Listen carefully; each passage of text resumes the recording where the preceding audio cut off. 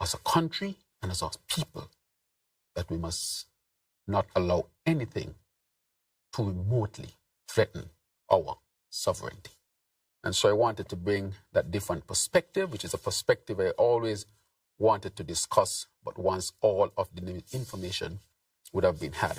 I want to say, and other matters that we were able to achieve, some water resolution, especially in the Cairn area. We're able to start our housing, finalize our efforts with the Bastia High School, start the implementation of the 90-day campaign against crime and violence and citizen security, which is just not about crime and violence. Again, we saw a significant decrease in the number of crimes committed and of course, the homicides as well. We started the implementation of advanced technology and innovation. We gave relief to our people through multiple programs. We have invested $320 million in support through different programs, whether it be Lift, Step, Elevate, fuel subsidy, and other subsidies. I think our country, in terms of percentage, is probably the highest percentage of the annual budget that is used to give direct support across the region. I think we should check the numbers. We have also started the healthcare modernization, agriculture investments. And so I would say from all perspectives, this administration is working tirelessly hard to make sure that St. Kitts and Nevis diversify and strengthen itself and to become more resilient in this age of climate change and economic challenges across the region. Let me say lastly that I cannot end my opening remarks without speaking about inflation. Inflation is a serious international matter that is affecting all countries across the world. No country is excluded. We have sought to bring policies forward to help to ease the difficulties or the challenges, such as increase in salaries, increase in the minimum wage, increase in the minimum pension amount, by supporting all of these social programs, plus the subsidies to electricity, to water, and to other social programs. And therefore, we have embarked after the last budget on a new path, which would be the BBW, the Budget Boost Wallet, which is very innovative, and I will discuss it later on, and also the VAT reduction from 17% to 13% for a period of time to give our people an ease. So it's a very fine line between maintaining revenues and giving as much support and relief to our people as possible. But as I've said, our people is always number one. So this administration has responded and has responded positively. And so I will end my opening remarks with those words and now give the media a chance to interact to discuss these critical matters of national importance. And so I think the press secretary has set the rules, and I think you will start the ball rolling. Yeah, yes, good afternoon, Mr. Prime Minister. Yes. Yeah, by now we know the rules, yes. pretty much. You know, right. Happy New Year Happy to you Year to you and well. the entire family. Yes. You know, we saw you enjoying yourself in the carnival, which was good. To you. Yes. Right. Before I go into my questions, again, I want to say thank you for the St. Peter's main road. There's still some more work, we see to be done, but I have to congratulate you on that for keeping a promise on that one. Yes. My questions. Yes, sure. The 2025 food security.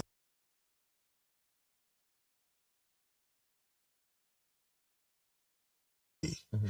As you know, we're in 2025. Mm-hmm. Do we still have time to meet the requirements, or did we meet the requirement? And if we still have time, could you elaborate and a little bit more on as to how we would have to go about to meet the requirement for the 2025 food security? Because as you know, we just started 2025. Right. My second question, in Parliament, you mentioned $250 will be dispersed from January for the next 6 months. Will that be in the form of a voucher, or will it be cash disbursed to person's account, et cetera, et cetera? And my final question, I have to, put in this for my St. Peter's, the bus line, the bus facility. It's a new year, so the shed and the bathroom facility for the St. Peter's bus line. Will we see any, progress towards that for this year, because it is really needed at this time? All right. Yes. Okay, good. Thank you very much, Rankin, for those questions, and Happy New Year to you as well. And we share the same community, and that is important. But you asked a critical question about the 25 by 25. Let me say that the minister has been working extremely hard with his team to implement this. We were hit with a drought last year. The drought affected us. And so we had to put in place a drought recovery program. And as you can see, many farmers got drip lines and covering for the farms and seeds and so forth. That is because we had a few $1 million put towards that. And that helped us. It didn't help us totally out of the hole, but it helped significantly. In addition to that program, we also have the hatchery, which was launched.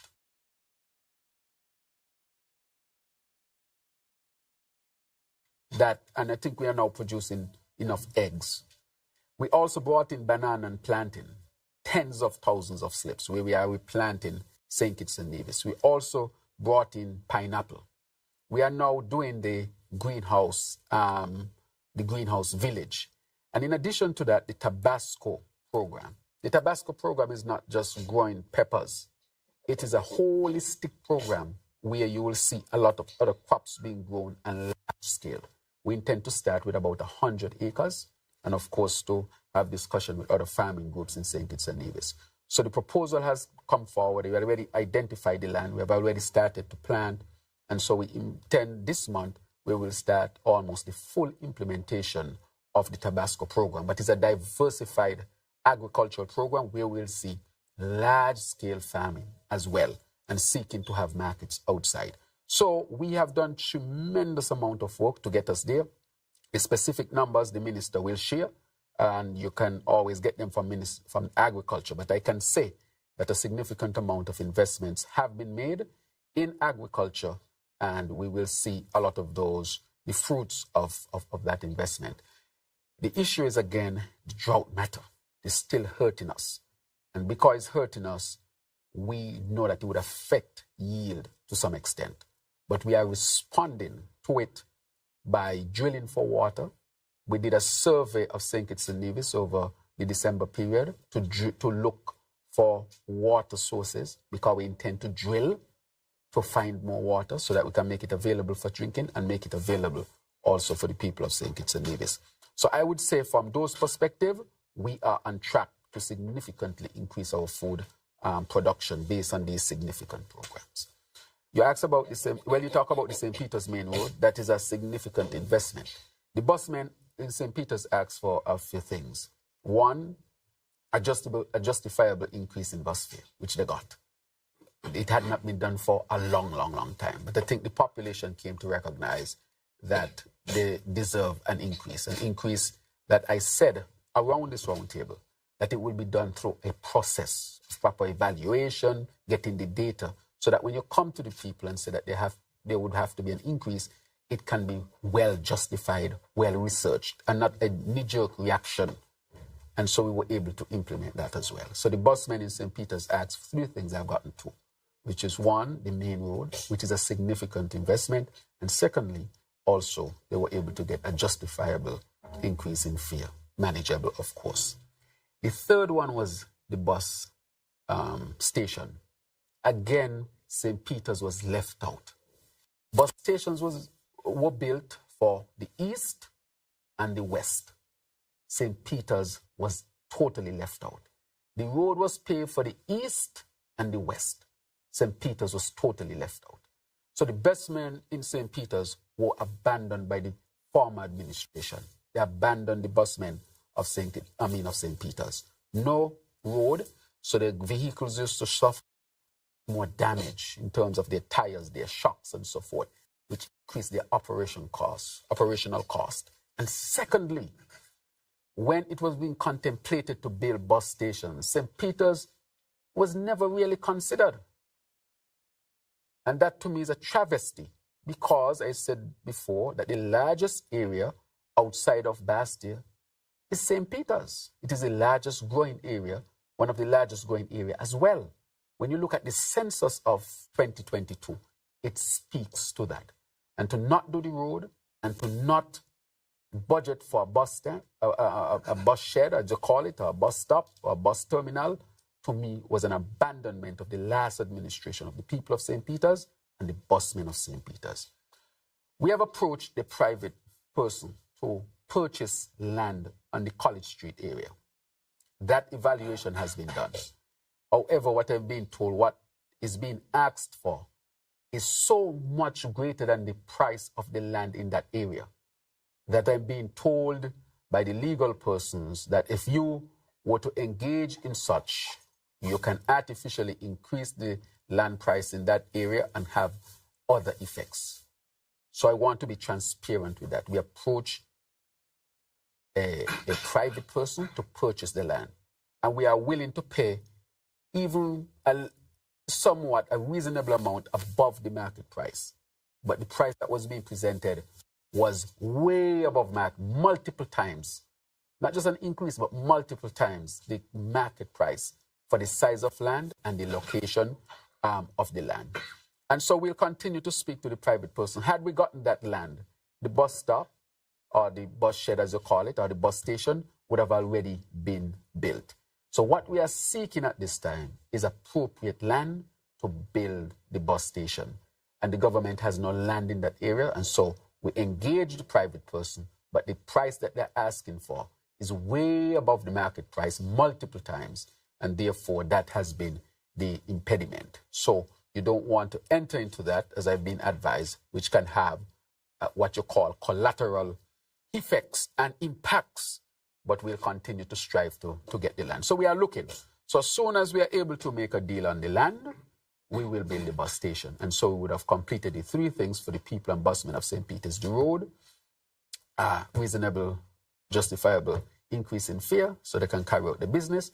And third now is to get the bus station. So I said to them, the only impediment right now is to find the land to build that bus station. But again, and I say again, when that was being done under the last administration, no serious consideration was given to the people of St. Peter's or the busmen of St. Peter's. And that is why I said we have been abandoned by the last administration.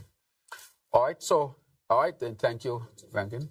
Right, in terms of the BB, I would have given a comprehensive. So this is what you call the launch of the Budget Boost wallet, and I can give you some specific information on it. I wanted to put it in my wrap-up so that, in a sense, it can register more. But nonetheless, the Budget Boost wallet is a strategic response to deal with the rising cost of living over which we have no control. If you have family members in any other country and you call them and ask them about prices, they will tell you that their prices went up or the prices are going up. No country has escaped it, and we have not escaped it. This is not a government-dependent type of issue. The whole world has suffered as a result. However, we have responded, and this will be a strategic offering easy $1,500 to each qualified person over the next 6 months. And these are to individuals earning less than $5,000 per month. We extended the relief a bit more into the middle class because the middle class also saw some challenges as well. Normally, when you do these things, you go to maybe those on the lower end, but we recognize that the middle class has had its fair share of struggle. I'm talking about teachers, policemen, some nurses and so forth.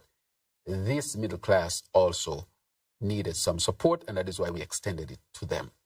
Now, this will be used to purchase essential groceries and household goods from selected local businesses. Businesses will register accordingly. You can also use it to pay utilities, such as Skellig. Right. So I'm going to tell you what it is. So you're going to be able to pay electricity, Skellig, Nevlec, water services on both islands, and you're going to be able to make mortgage payments to any if you wish. What I would like to say, let's say you have 3 people living in the house. Each will get it. It's not per household, it's per person. So if you have 3 persons in a house, that will be, over that time, $4,500, because each will get that. And monthly, it will be about $750. And as a family, they can decide, look, let's put this money to our electricity, water, and so forth, and then whatever salary we get in, our wages we get in, we can use that to buy food, for example. So it will give the household an ease. So it's not per family, but per person who qualifies. And so they can use it for that. Now, it will be given, we'll use the technology, because we have used it. The technology on your phone, for example. Those who don't have phone, which is a minimal amount, they'll find a solution to give them, but you can get it on your phone. So you'll get it on your phone in a wallet. You know what a wallet is? People have different types of wallets. It's almost like an account when you do more banking. You have an account with money in there. So let's say you go to Skellig. You can take your more banking, but it's called the wallet, and you can give Skellig that money. So let's say your bill for Skellig is $120. You can go to Skellig, you have $250 that month, and you can transfer that money directly to Skellig. No paper needed. It's technology we're going to use.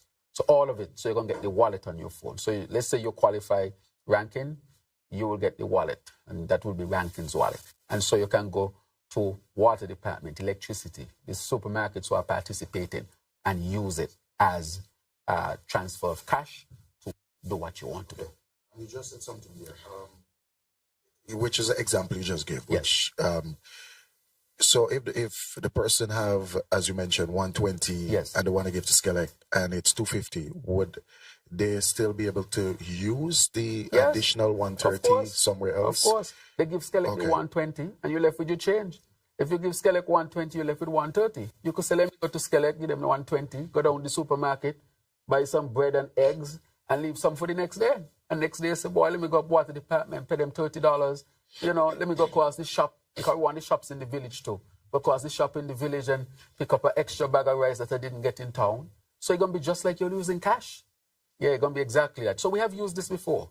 You remember in 2022, I think it was 2022 or 2023, the back to school. We gave the parents this. So the parents had it on their phone, went to, let's say, Sun Island Clothes. Sun Island Clothes is a vendor. And they said, the Sun Island Clothes, I just want one shirt from you. And Sun Island Clothes will just take out for one shirt. And then they leave with the balance, and they could go across to their next shop and buy some books and go someplace else. So they use it like cash between them and the vendors that are qualified. Also, certain places during that same time, they were saying that, the parents have to use the entire thing. No, sorry, it was not so. You mean the entire thing with them? Yeah. Well, maybe that was a marketing strategy by them. But it was not so. And I want to tell the people it is not so. So if you go to Skellig and you say, my bill is 120 and I want to pay my Skellig bill, you don't have to lose all of your 250 for that month. And it will back up. You can say, man, I can use 200 this month. Let's 50 go over to the next month. So I got 300 there. You use it like cash, except you wouldn't have the cash in your hand and you would use it. So you cannot use it for alcohol, cannot use it for tobacco, or you cannot use it for, some cosmetic things. We want it to be used for essential things. Your bills, your groceries, and so forth. And so what that would allow you to do is to save on all of these things. And then the money you have, you can use it for food to help to manage your buying of food. Because again, sometimes with the food, it comes from outside. So if a conflict goes up in the US, it'll go up in St. Kitts. We can't control that.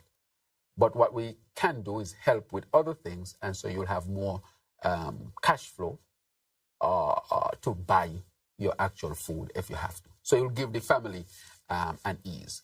And so that is how it will work. So we're using the technology, and we will ask our people to be patient with us because this is a technological world, and we are going to use it to help our people, not just those on the lower salary end, but we're going to go somewhat into the middle class as well, because they too felt the pinch. But we'll do it for 6 months. And we are hoping that, prices continue to go down across the world. They've started to drop already. We are hoping that as the economy continues to recover, but at least if you plan properly, you would have gotten a significant ease for the 6 months. In addition to that, we are also decreasing the VAT from 17 to 13%. I've asked the CAPSET, Inland Revenue have sent out their information to meet with vendors and to meet with, for example, the chamber, because we want this savings to be passed on to our people. We want them to set 17 VAT this month, so the price was $3.20. VAT come down 13%, so the price dropped. Not that you take down the VAT and the price remain the same. I've said myself, I will go to some of these vendors and see, I will do it myself. I'm going to do it myself and ensure that these prices are dropping for our people. Because why would the government give a significant drop in VAT, a promise that we made, but we recognize is important, and that is not passed on to the people? That is what they're talking about. So we have to make sure that it is passed on. Okay? Good. Mr. Prime Minister, on that very same issue that we are talking about right now, in fact, we have had some complaints from some individuals. Apparently, there are some merchants in Bastia and outside of Bastia, but mainly Bastia, who have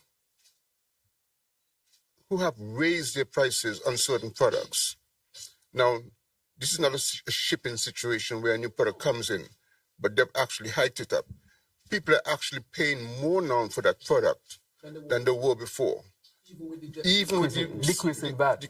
Well, I asked the CAPSEC to get out there, the Inland Revenue out there. We are going to get out there because this cannot be acceptable. How can you have a savings for the people and then you, as a trader, wants to keep the savings? No, this is totally unacceptable. Well, I'm going to some of these and I want to see, because I'm going to ask customs to show us how much it was paid for and what is the markup. I'm going to ask customs to do their jobs and call out those who have done it. I'm asking the traders, you will benefit because there will be a boost in volume.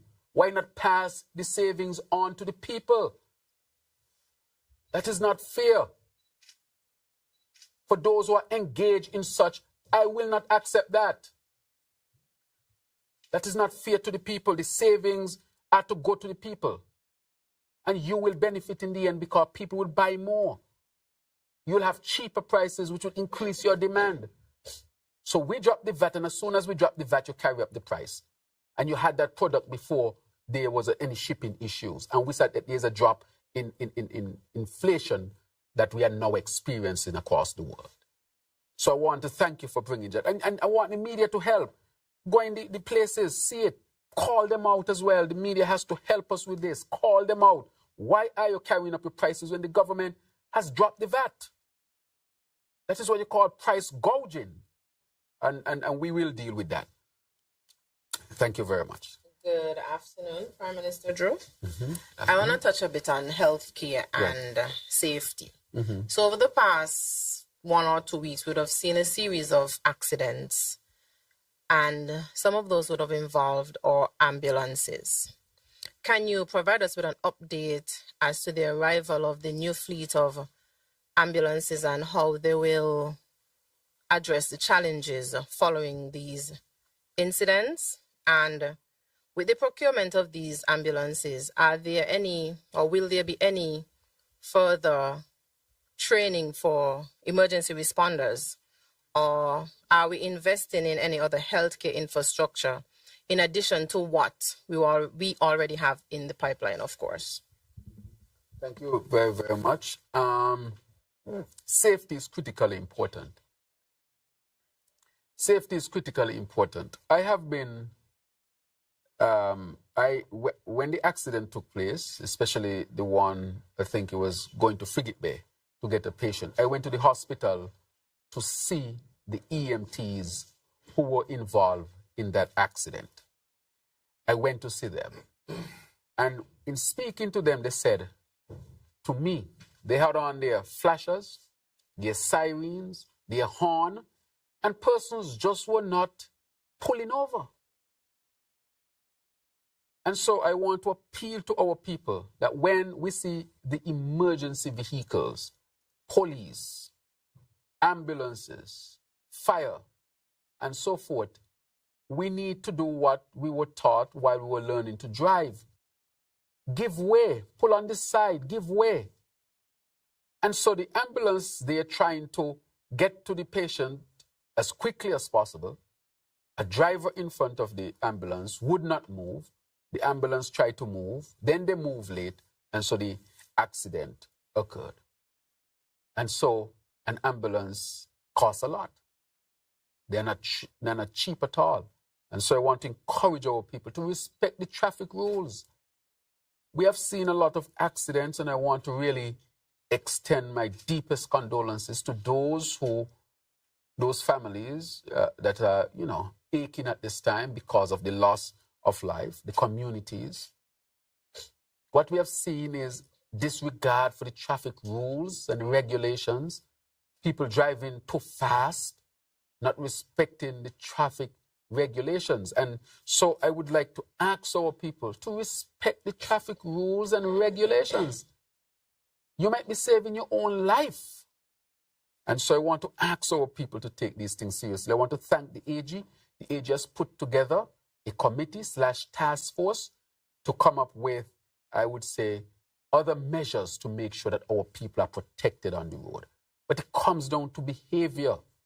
I want to ask our people to respect the traffic rules because the very life you save might be yours. But that is what we have gleaned. So we have a fleet of ambulances that are due to arrive in February. Next month is 5 brand new ambulances. I want to remind our country, and some people ask me why I do it sometimes, because if we don't remind our people, people forget. I remember when the question of ambulances was asked, that question was asked. The then Minister of Health, Wendy Phipps, said in Parliament, ambulance expensive. As if to say, we can't have a fleet of ambulances at this time because they're expensive. Our attitude is different. An ambulance is critically important. And so we have invested in a new fleet, a fleet of Toyota brand, because we think that here in St. Kitts and Nevis, Toyota is well known to mechanics, well known to drivers. Parts are easy to get. And because of that, we will have a longer shelf life per ambulance. Not only that, based on our roads, we have to choose ambulances that will fit on our roads and fit up our small alleys and so forth.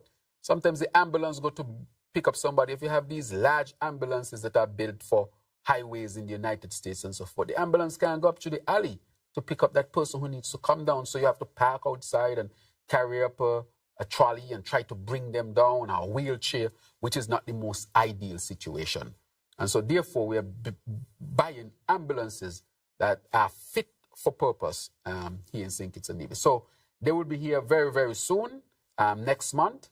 And so we should have the launch of our new fleet of ambulances. But it is sad that we lost one ambulance and another seemed to have been lost. It's a challenging period, but we'll do everything to make sure that our people get the service that they deserve.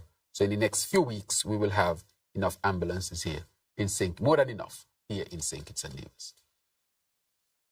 Good afternoon, Mr. Prime Minister. Devon Cornelius, ZIZ Broadcasting Corporation. I want to look at the economy and CBI. Firstly, people argue that the CBI program is generating less revenue because of measures implemented to improve transparency and accountability.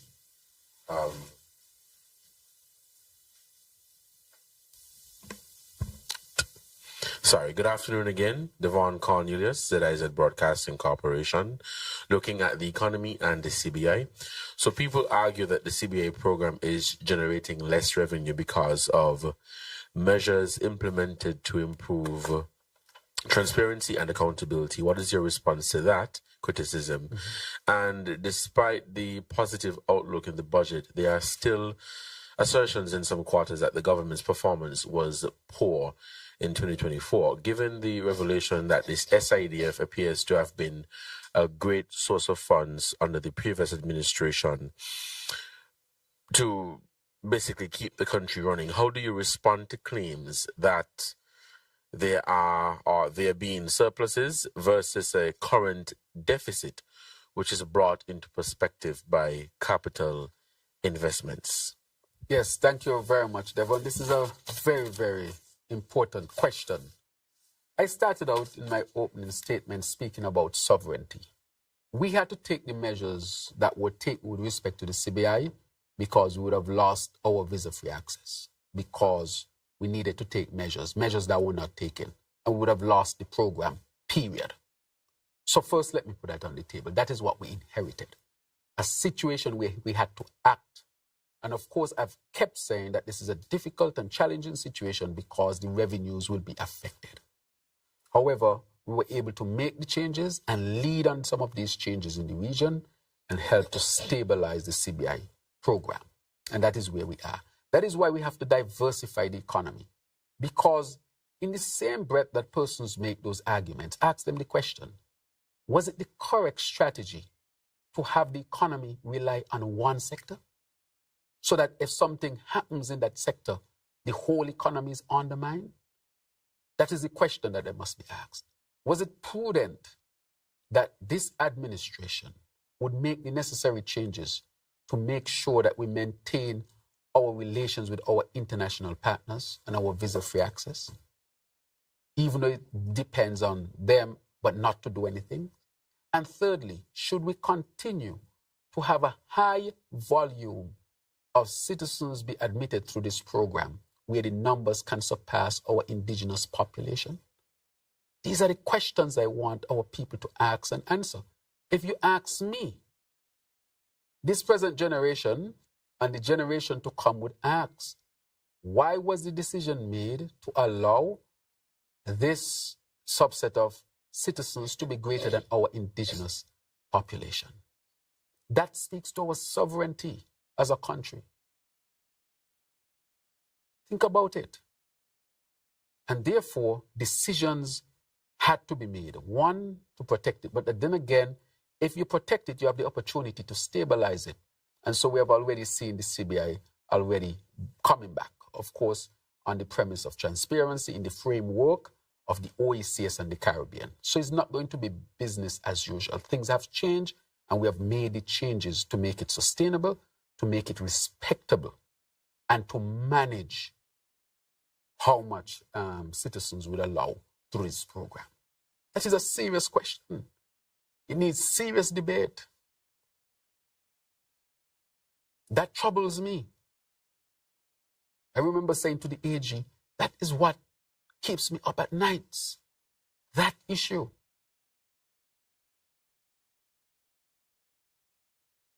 And so I think that was a travesty committed by the last administration. And it was unnecessary to do.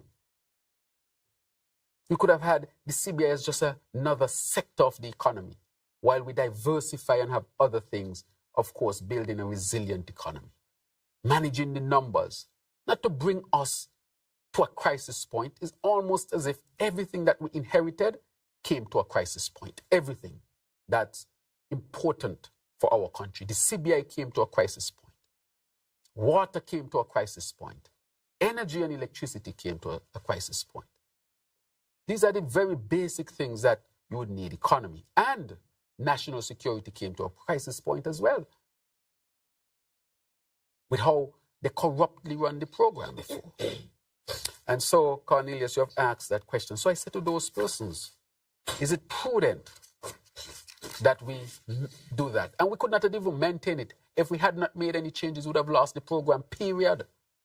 So here we have a decrease in revenue, yes, but we still have a program. What if we had lost the period? We had lost the period outright. Then we'll have nothing. And then the bottom would really have dropped out. Instead of having some challenges, we would have had a bucket with no bottom. We have a bucket with some holes in the bottom.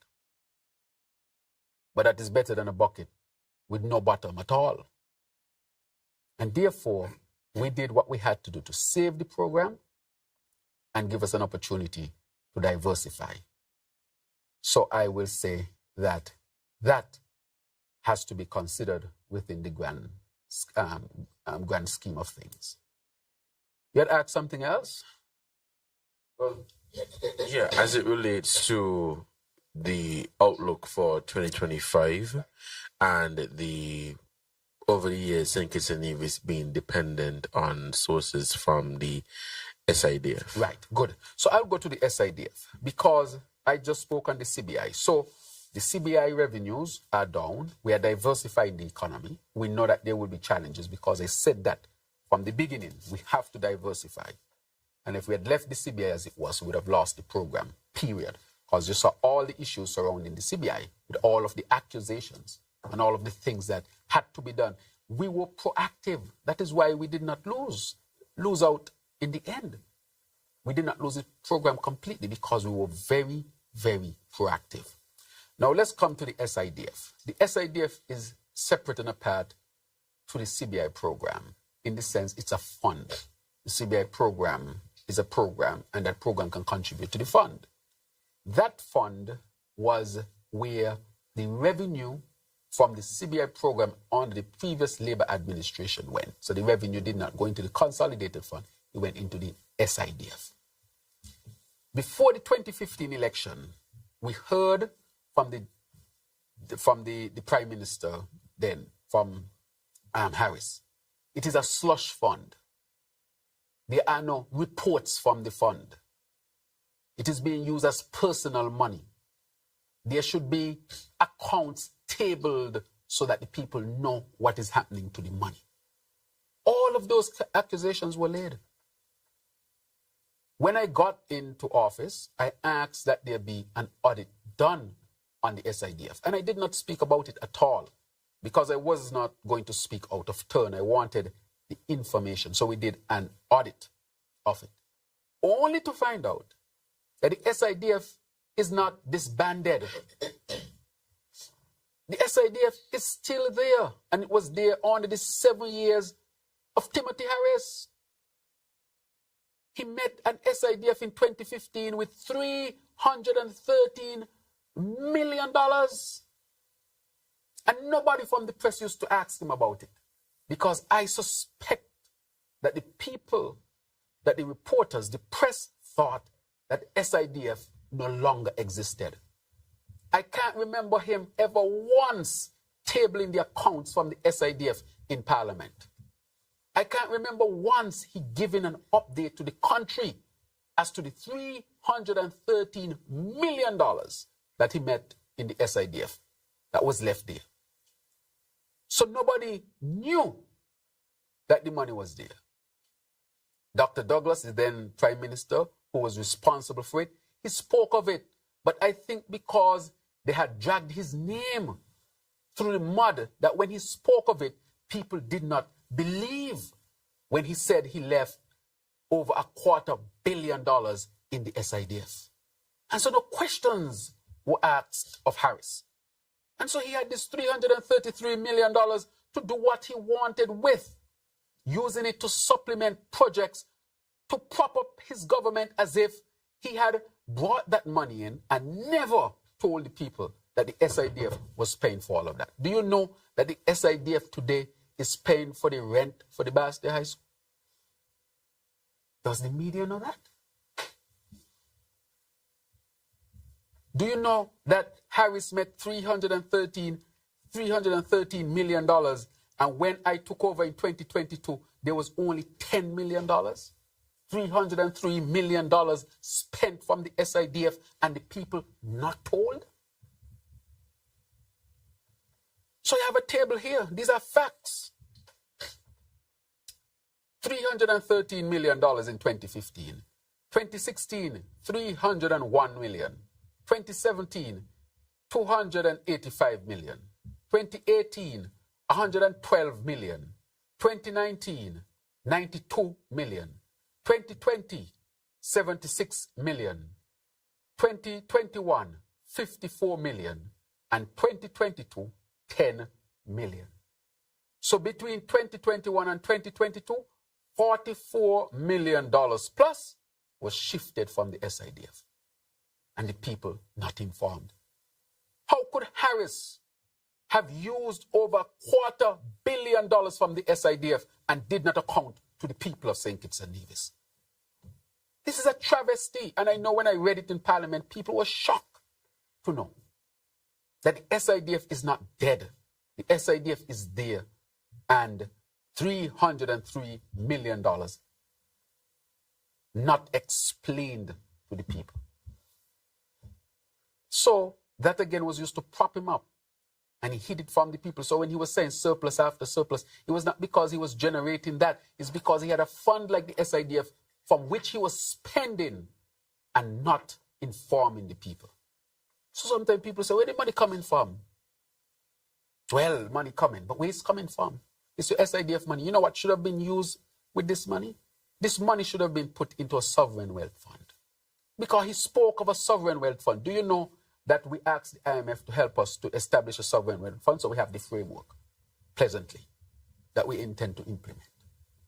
Had this gone into a sovereign wealth fund, this money could have been invested, and the interest on this money could have been used to do a lot of things, and you still have this money. So the money was walk off. He accused Dr. Douglas of all sorts of things with the SIDF, and Dr. Douglas left $313 million for him. That is why they couldn't bring any charges. And in 2022, when I got there, $313 million went down to just mere $10 million. Talking about political hypocrisy. Talking about non-transparent practice, which leads to questions of corruption, because a big song and dance around the SIDF is that the people must be informed. I remember then Eugene Hamilton make a big song and dance about the SIDF when he ran against me in 2015, saying that the Labour administration was using it as a slush fund, and Eugene Hamilton was there for all this time. And never informed the people of this money and what it was being used for. $303 million used out of the SIDF, and the people did not know. Maybe I have it wrong, maybe the media had the information. But I was looking for the information and I never saw once the tabling of the accounts of the SIDF. And I intend to table this account, this audit, in Parliament and discuss it in Parliament, because this is a travesty. This is where money was coming from and people did not know. Being used for all sorts of things and not accounting to the country. Because the SIDF is held in trust by the National Bank. It is not part of the central government. That is why they were able to use it and not bring it to the country. But the very thing that they accused Dr. Douglas of and the then Labour administration is exactly what they did. He met 313 million. I met 10 million. 303 million. Asked Harris what he did with it. Never accounted to the people. So I just wanted to say that when he was talking about this and that, he had that. I don't have the privilege of having that somewhere. I have to find new money. Again, this money should have been placed in a sovereign wealth fund and let the interest be used to propel our growth and transformation. And this money could have been there even today as a buffer for St. Kitts and Nevis. And then he says he's a good accountant. He thought he would have been in power and nobody would have found out this. That is what he thought. He thought he would have won the 2022 election and he would have been able to hide this even more. And not one person in his administration alerted the people to this. But apart from that, he also hid it from them. I can tell you that as well. There were people in his administration did not even know that this was being used. So, Devon, you are right. This was being used to prop. Did not know, and so he acted as if he had all the money in the world. Yeah. Shift a bit to the young people. Yes. The recently passed 2025 budget.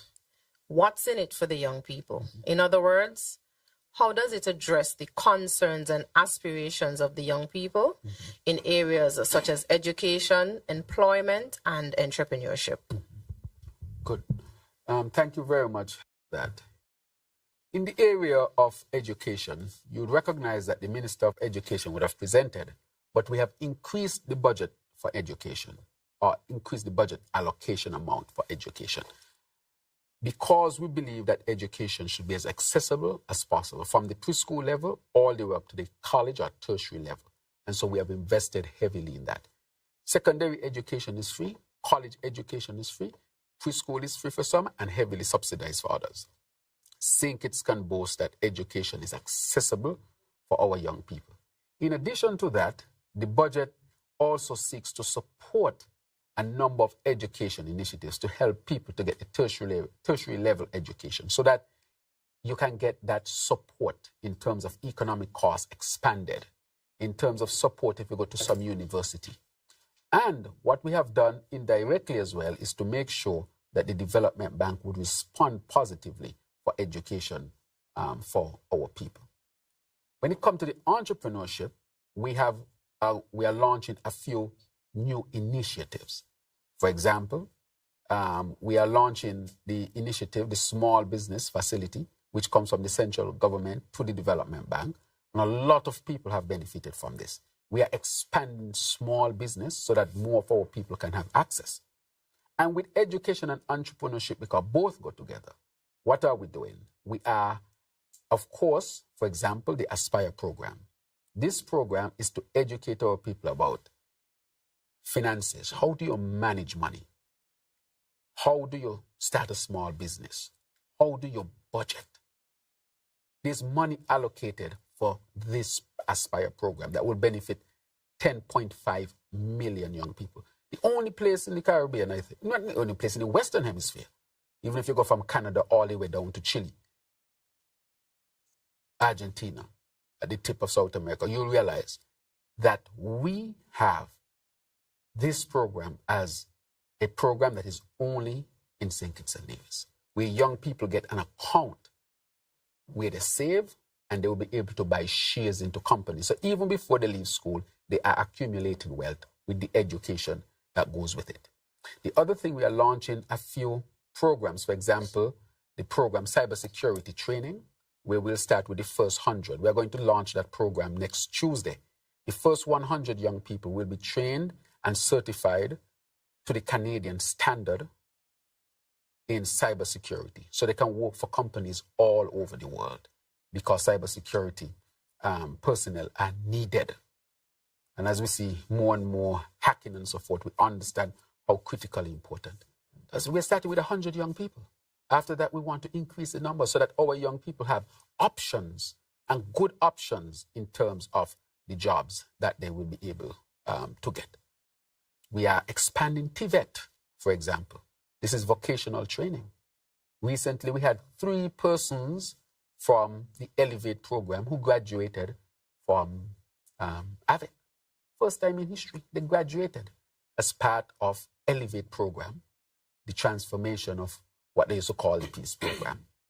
2 in business, 1 in construction technology. And so we're going to train much more this year. All of that is in the budget in terms of training. So I wanted to ask our young people to get educated, to get into business, but meaningful business. Get training for the specific jobs, the vocational field, the cybersecurity field, the academic field, wherever they choose. This budget is reaching out to our youth in terms of training and employment, and giving scope to them in terms of the creative economy.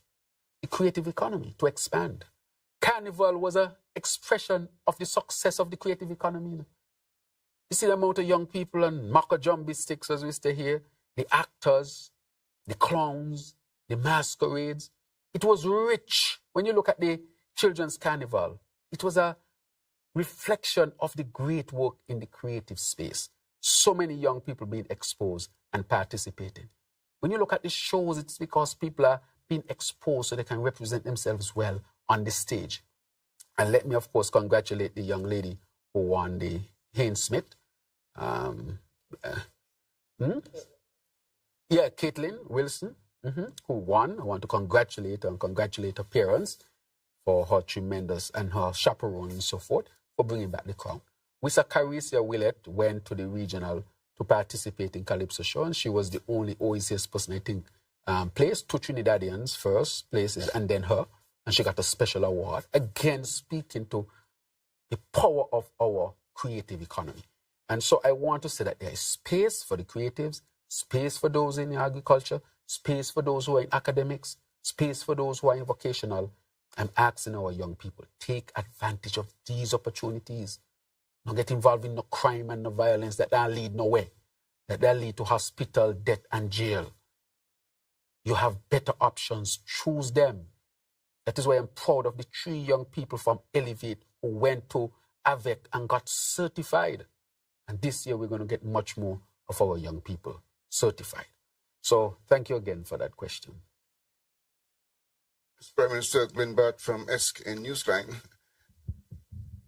Your administration, from its inception, has basically been in support of the involvement of the diaspora in the continued development of the country. Yet there is one group of potential investors who indicated to me that they had submitted a proposal to your cabinet with regards to a sporting facility, and they were requesting the leasing of sections of the old sugar factory. But it seems as if they are getting a bit disillusioned because they're not getting enough feedback as to what is happening with regards to that project.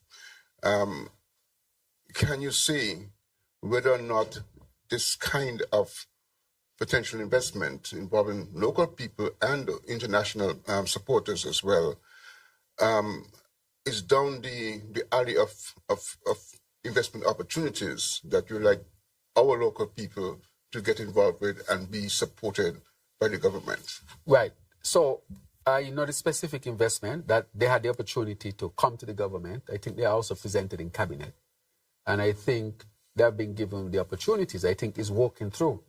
I think the question is, might be the question of technical questions, but the willingness to have them lease that part has not been the main issue of the matter.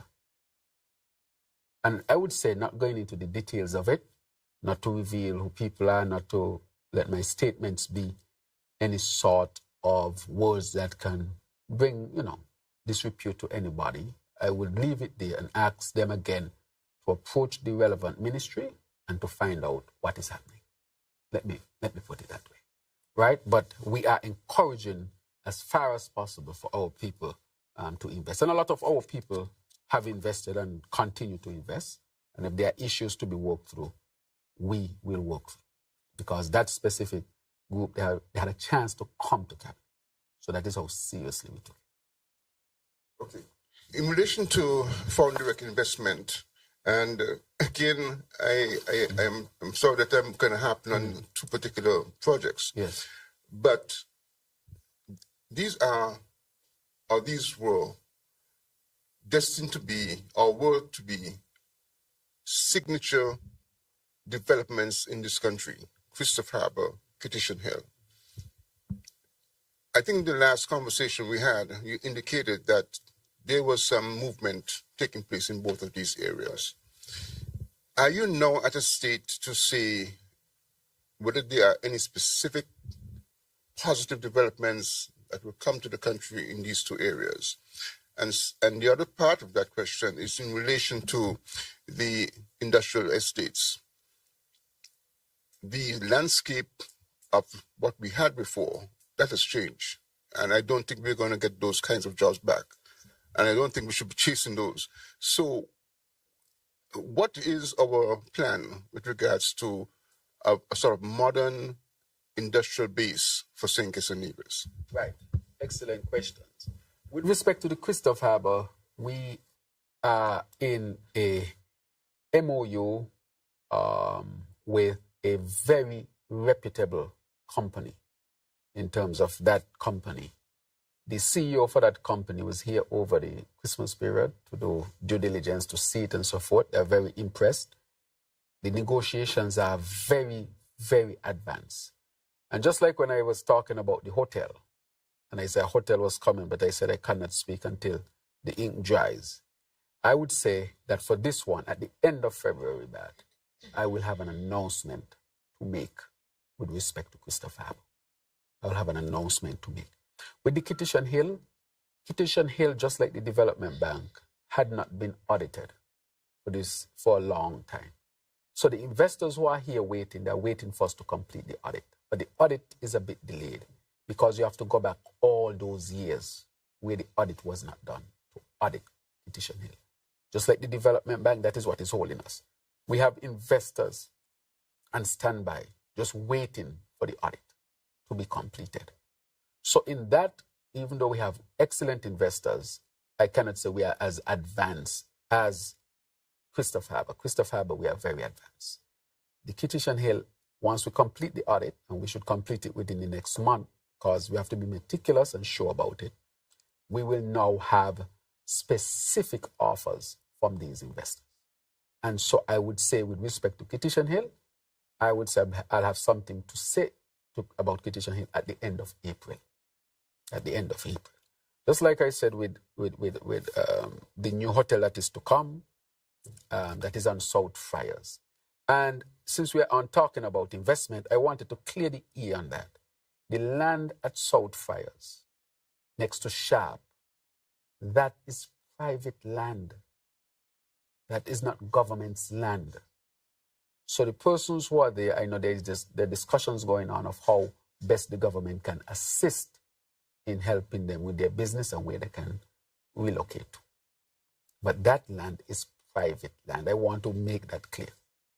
So the government is not government's land that government is selling. That's private land. And so to talk about investment, people are making investment. The land has been bought. It was on the market for anybody to buy. It has been bought by a very reputable company. And of course, we know that the hotel has been declared and the geotechnical work or the earthwork has started. And the earthwork is critical in completing the planning for that part of the country. That is expected to create a significant number of jobs. It is a higher-end hotel that will build our room stock and the prestige of St. Kitts and Nevis. But to say when developments come, there would always be those who might question. But we don't just brush people off. We like to provide the information. So the land in that area is private land.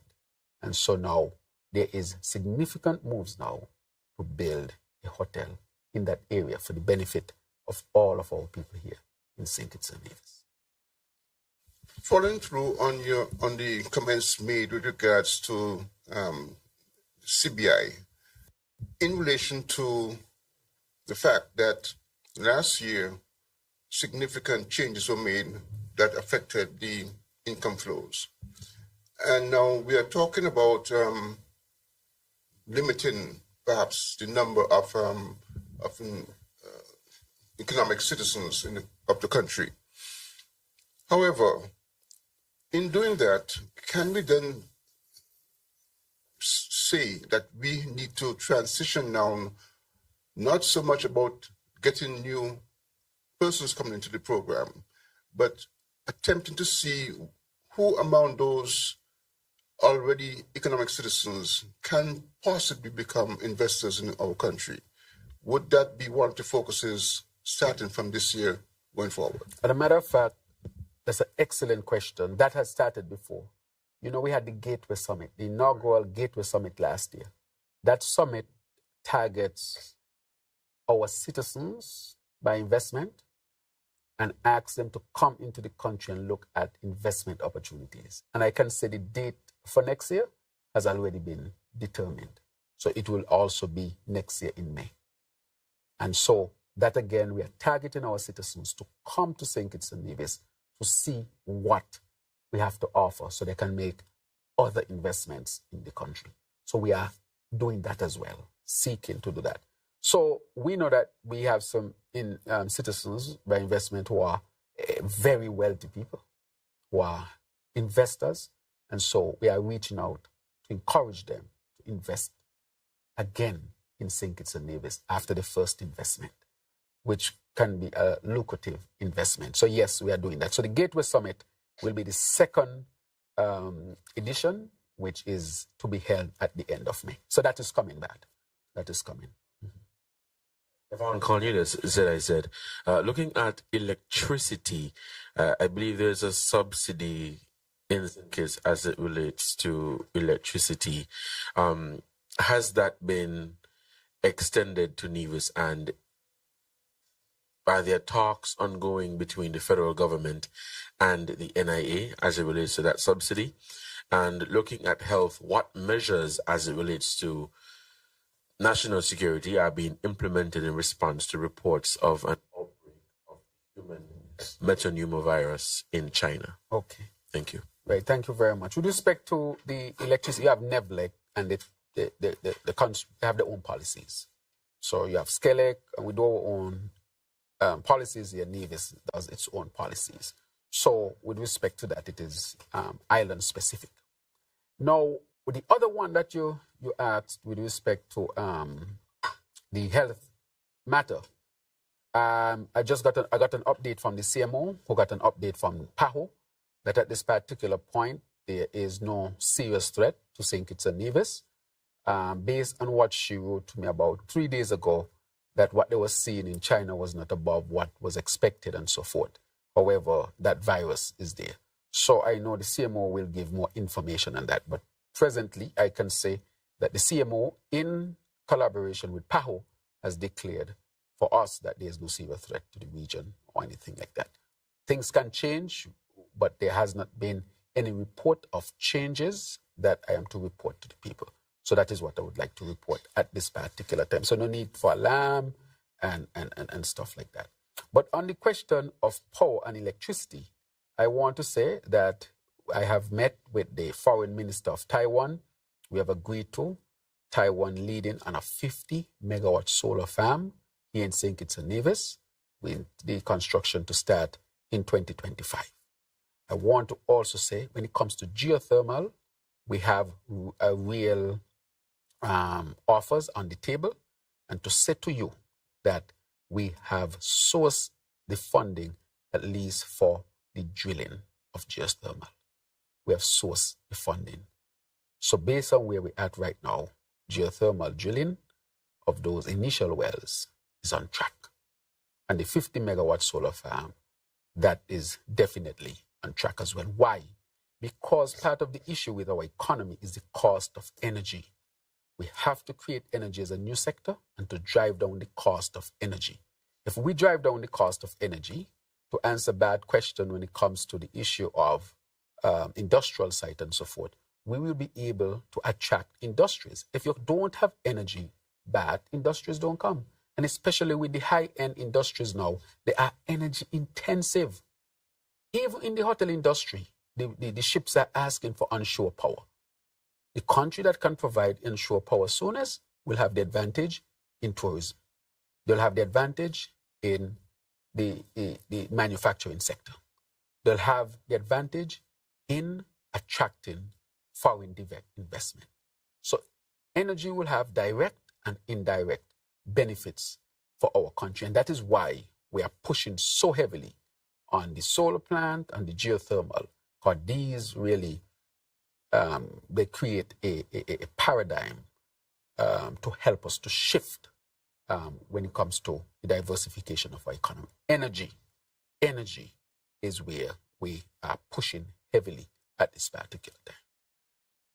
I want to go back to what you spoke about earlier as it relates to CBI and citizenship here in St. Kitts and Nevis. And you made the point that journalists have been asking for numbers as it relates to the passports and demographics and all of that. I'm happy that you've since shared details on that. Will there be regular updates as to the number of people granted citizenship and their demographics? And then going back to an issue I believe we spoke about some time ago as it relates to the fair share agreement between St. Kitts and Nevis, that is being worked out by the World Bank. Do you have an update on that? Yes. I spoke to the FS. Change in leadership with respect to the World Bank, but that should be in the final stages of completion. I will have an update on the specific time at my next, or you can reach out to the Ministry of Finance and get that specific time. But that is on track to have an independent body such as the World Bank to give us their position or give us a formula as to how this should be worked out. So it is important that we do that so that when something like that comes to the Federation, we see that it comes from an organization that is reputable with no skin in the game and an organization that will tell us this is how it should be done. That is necessary. But at this particular time, we continue to support Nevis. Monthly, we continue to support various activities in Nevis, such as national security comes under us. For example, anything to do with the airport and ports, we support those as well. Fire, police, military, all those things the federal government take care of, among other things, and also direct support to Nevis as well.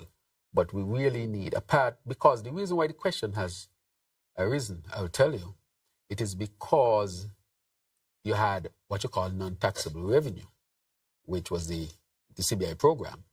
But the Constitution speaks to how taxable revenue should be divided, that all of it should come into a pool, and then based on a formula, this go to the Nevis Island Administration, and this come to St. Kitts. St. Kitts does not exist in the Constitution. St. Kitts Nevis exists, and Nevis exists. St. Kitts does not exist. That is why St. Kitts can only get its monies from the Federal Consolidated Fund. We cannot set up a separate consolidated fund or a separate fund source for St. Kitts alone, because St. Kitts does not exist. St. Kitts Nevis exists and Nevis exists. So that is why people might say, why St. Kitts want to do this? They have to go to a consolidated fund. It can't go any other place because we don't have a separate St. Kitts Island administration that manages St. Kitts. It's only the federal government manages St. Kitts, but Nevis Island administration manages Nevis. So there are some constitutional matters that really need to be worked out. All right. Back to this is a conversation that should continue. Yes. But going back to the regular updates, for I don't think you touched on that. Regular updates for the CBI figures and demographics. Right. So yes. So the CBI now is a statutory body. As you know, it is no longer a department of the government. And just like any other statutory body, they have to table their records or their information in Parliament. And I think generally they do it once per year, for example, and they would have to comply with that as well. Just like Social Security has to comply, Development Bank should comply, the statutory body should comply. They too will comply under the law. Wait a minute, sir. I want to ask a question on behalf of Chairman Abel of SKN Vibes. Mm-hmm. He wants to find out, basically he indicated that there had been reports out of the Bahamas with regards to deportees and Grenada as well. President-elect Donald Trump is going to be taking office within a few weeks, and he has a particular position with regards to getting rid of certain people out of the United States. So what Germany wants to find out is if the government of St. Kitts and Nevis has been approached by the U.S. Embassy or any other U.S. authority in regards to accepting deportees into our country. Right, we have not been approached. I cannot speak to something that I have not been questioned about. So he asked the right question. Have we been approached about anything like that? No. So I would say I don't even think about it. I have not even thought about it because there's nothing to think about, because we have not been approached and we have not entertained that. Mm-hmm. Yeah. There's another question that I wanted to ask. In relation to the long-term outlook of St. Kitts and Nevis. 2025, I guess, is going to be or has to be a very pivotal year for progress to be made. Yes. Going down the road. Yes. What then? I know energy is one of the sectors that would be a focus, but what other areas outside of energy and health that this government needs to place urgent priority on if we are to get closer towards a sustainable island state that you have been talking about? So the sustainable island state model has 7 pillars. And if you look at it, those 7 pillars form our strategic pathway. And you mentioned some of them. For example, energy, water, food security, circular economy, IT, and I think it's tourism and health there. So you have 7 pillars. And those 7 pillars are what inform our strategic plan. And so our economic development plan, which was also tabled in our last discussions and when we had budget discussions, speaks to that as well. So those are what we're doing. And we're already moving. For example, IT, we have contracted the firm that helped Estonia to transform. So they'll be working in St. Kitts this year. We have also met, you saw that I met with Tony Blair. Tony Blair's institute is going to help us with the IT transformation. Because without the IT transformation, nothing takes place. And so that is already on the way. If you look at inland revenue, you see the significant advancement. You can pay all of your taxes, your license, and so forth. That is part of the transformation. So the IT transformation is going to really take off this year. So that must take place. That we probably sometimes don't talk a lot about. Secondly, the energy which we talk about. Water is critically important. So and then when you have energy, water, you have food, because as I said, the agriculture cannot expand without water, reliable sources of water. And then the IT. The circular economy, of course, will come in. And then we look at the other matters such as tourism and health and so forth. So we are investing in all of these areas significantly. Water, our desalination plant is going to be completed around August this year, August to September. That will provide 2 million gallons to the Basti area fundamentally. And so the woes that we see happening, it is because there was no investment on the Harris in water for the 7 years. That is why I keep saying, what surplus are you talking about when the people don't have water? How does that make sense to talk about surplus when the people don't have water? And it was not a surplus because we saw he got the money from the SIDF, by the way, 303 million. And what actually is going to take place is that investment with water reliability that attract investors. When investors want to come to St. Kitts and Nevis, they ask, do you have a reliable water supply? These are questions they ask. If they realize you don't have a reliable water supply, they're not coming. And when you don't have a regular water supply, it affects the economy in many different ways.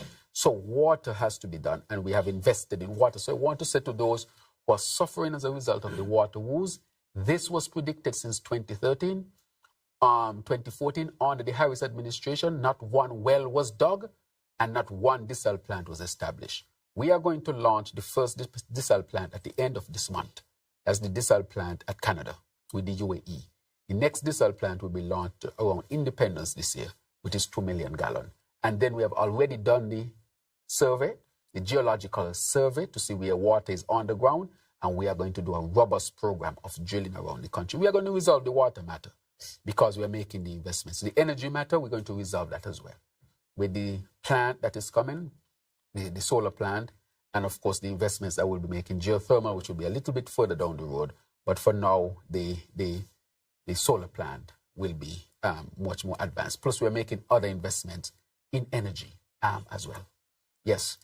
Okay, so I would say that we are moving. Now, once you have electricity or energy, you have water, you have technology, that is the basis to now start to transform an economy. Then you can have food, you can attract more industries to the country. You carry down the cost of doing business in St. Kitts and Nevis. So those things help you to transform.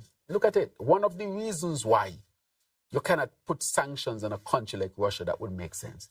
Because Russia has energy. It has gas and oil. If it has gas and oil, it knows you can put all the sanctions you want. You can't really hurt us. Because we have energy. If we have energy, we have technology, we have food, we have industries, we can manage the cost of living, we have construction, we have everything else that goes with having a secure, reliant, and an abundant energy source. And that is what we are seeking. Once we solve those issues, the rest of the economy is going to take off as well. This year, for example, we're going to have a lot of construction of homes, the Bastille High School, the hospital, the new hotel, and so forth. So we're going to see a lot of construction taking place. We're going to invest in the agriculture space. We're going to expand tourism. We're going to have the CBI picking back up. As I said, there will be some turbulence, but our outlook is we are going to make the necessary investments to help to bridge us accordingly. Another question relates to the National Health Insurance. Another question relates to the National Health Insurance scheme that has been worked on for several administrations. What is the situation now with that?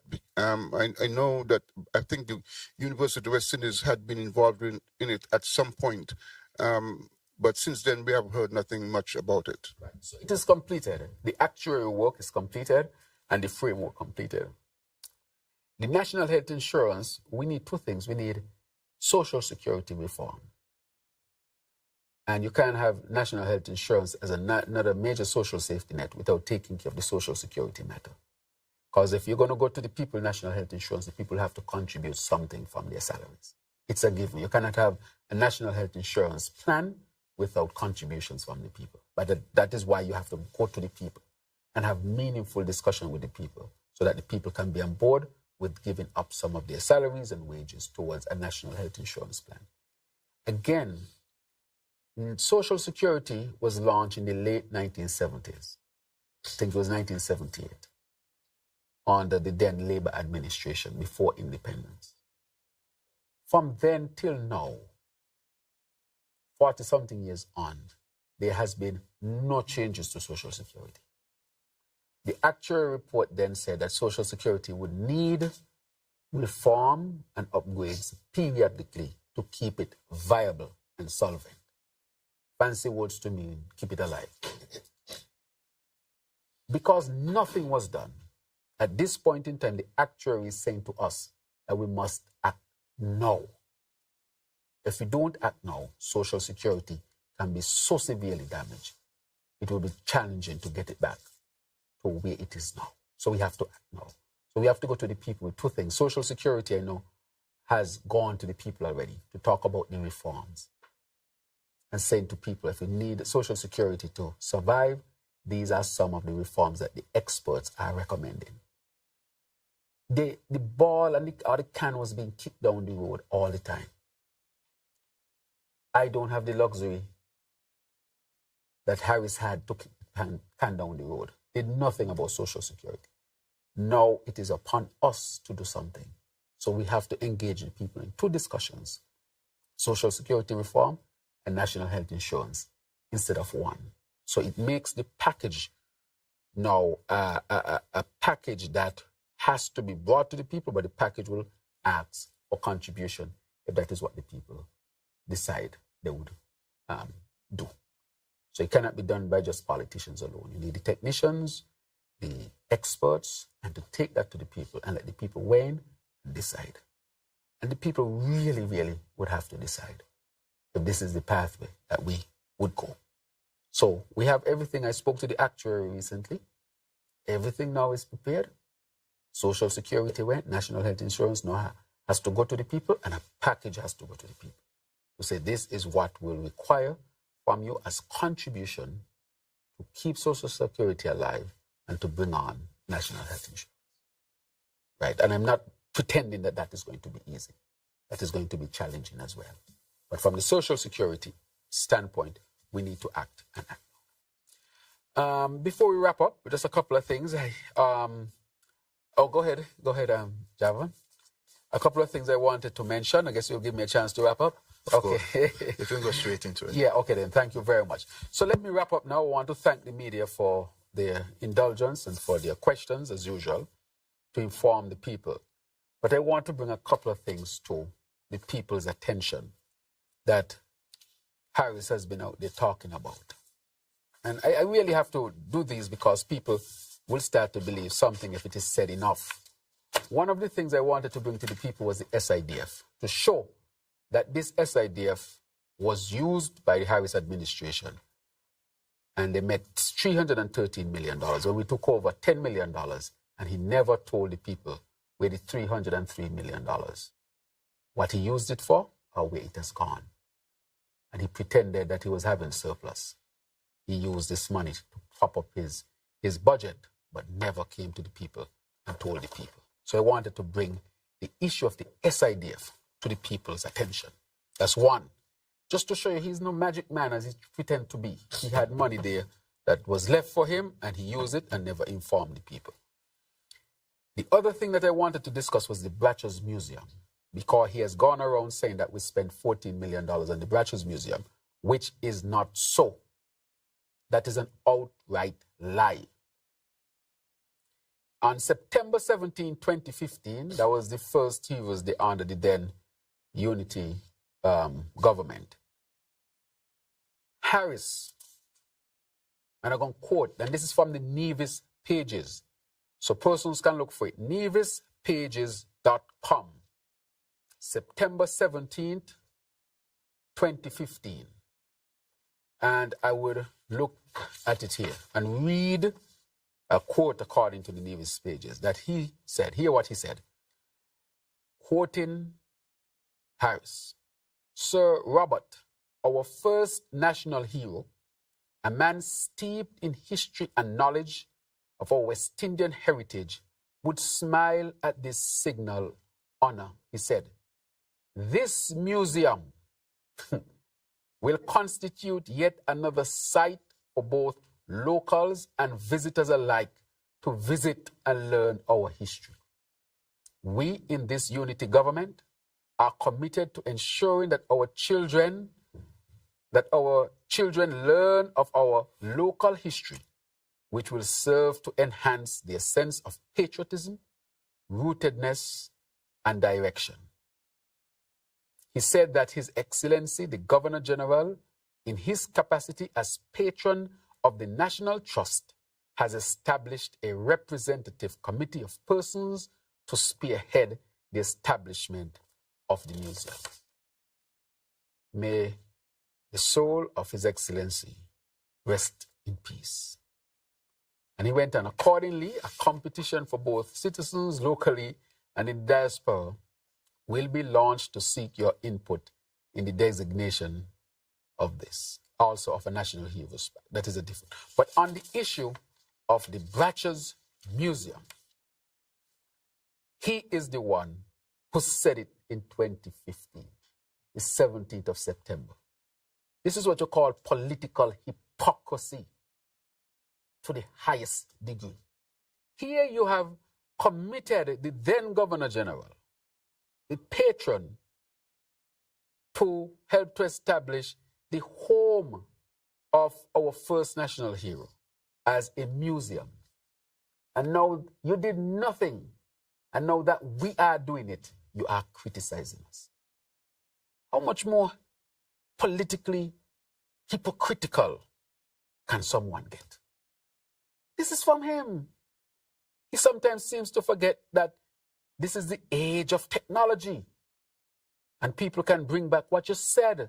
You said this, the Nevis pages has your words here. You said the home of Robert Llewellyn Bratcher should be a museum. And that the patron, who was his then Governor General, is to spearhead the establishment.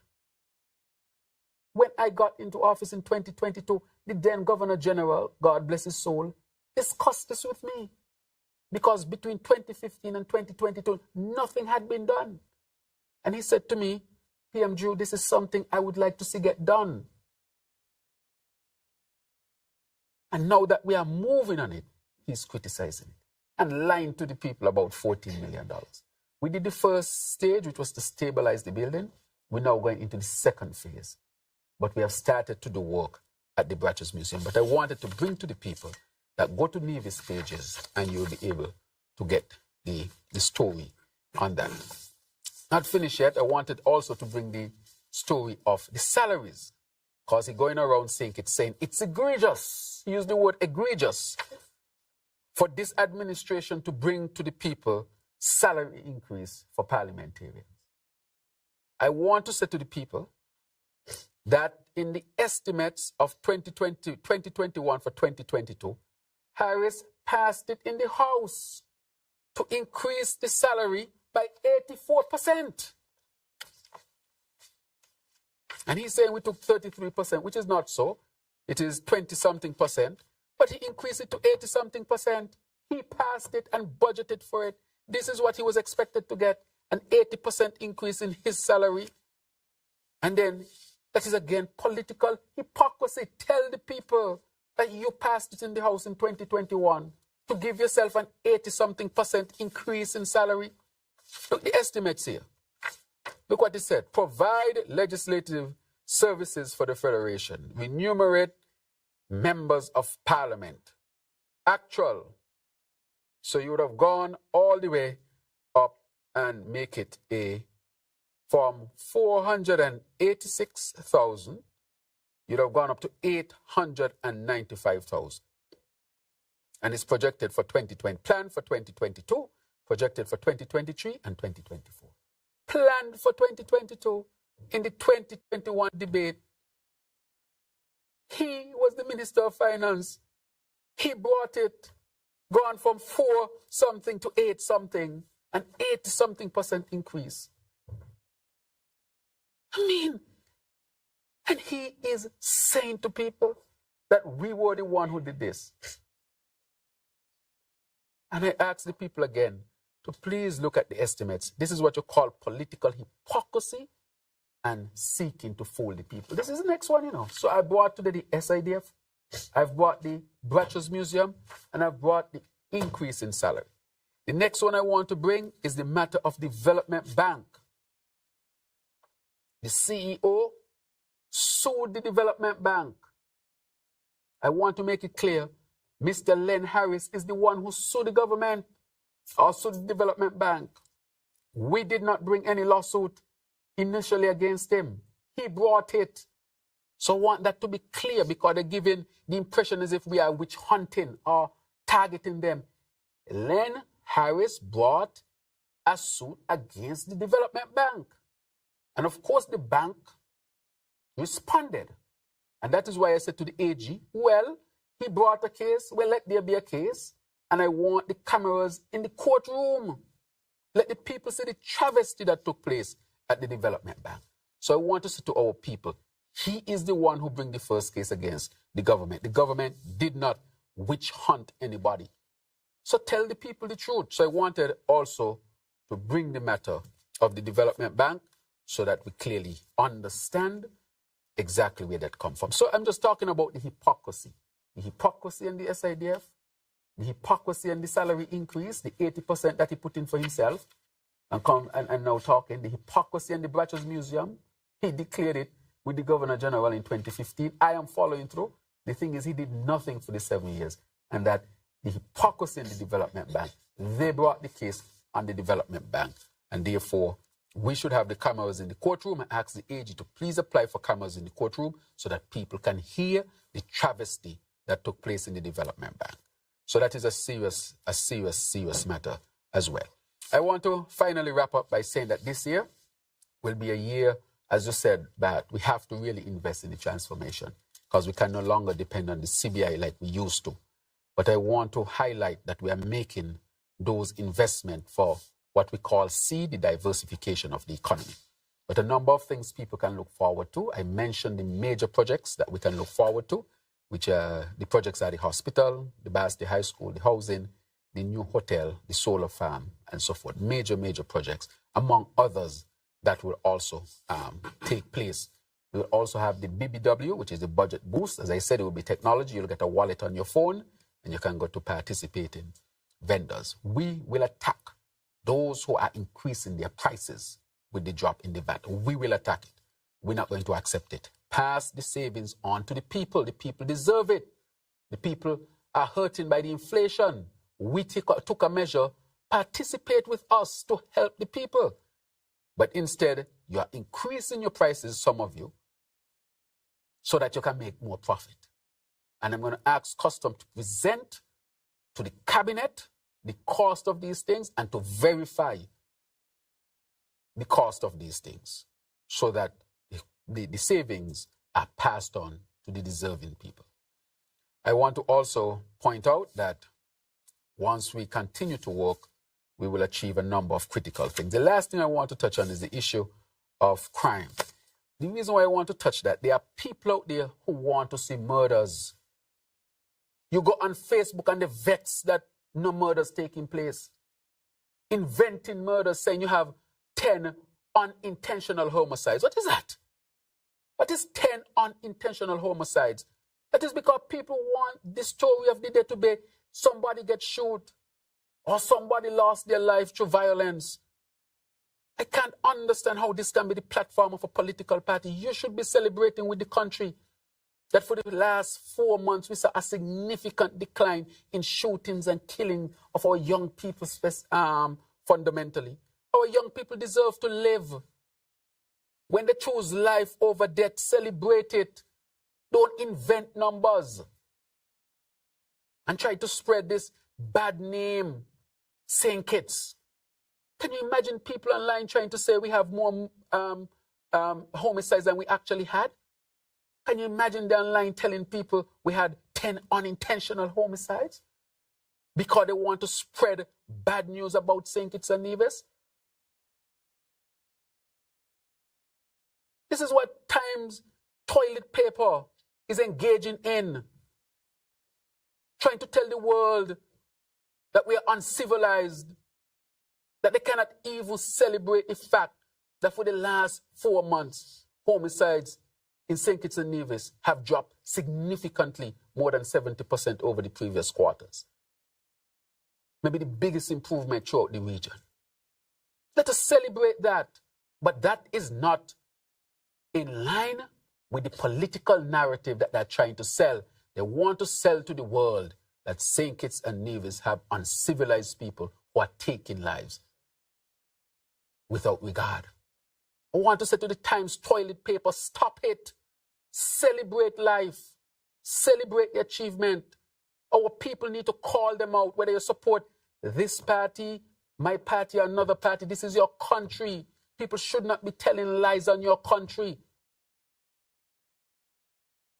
And that is what they want. They want the story of the day to be young people killing each other. But the young people are choosing life. And let us continue to choose life in a proper way of living.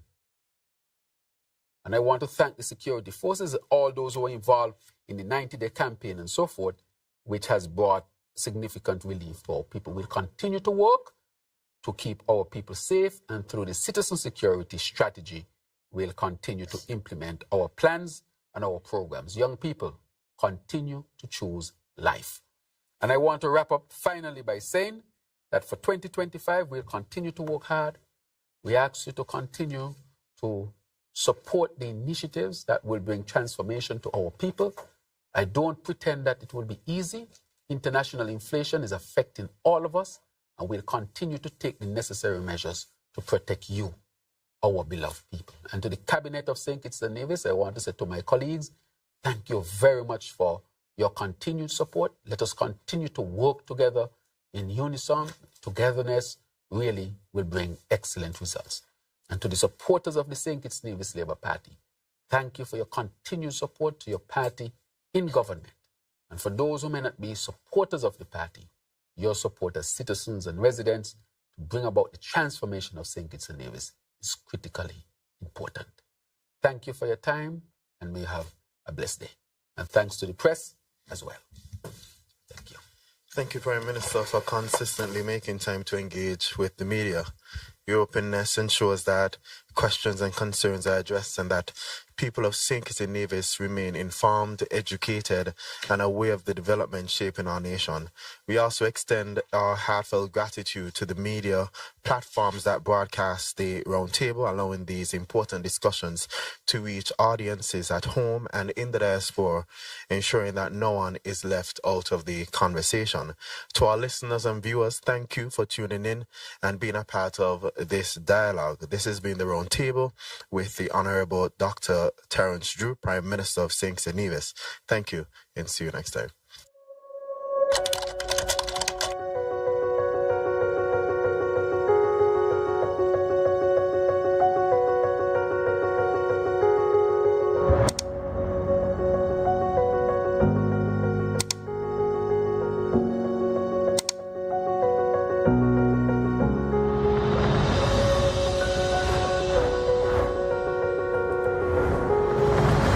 Last year, we have come a long way.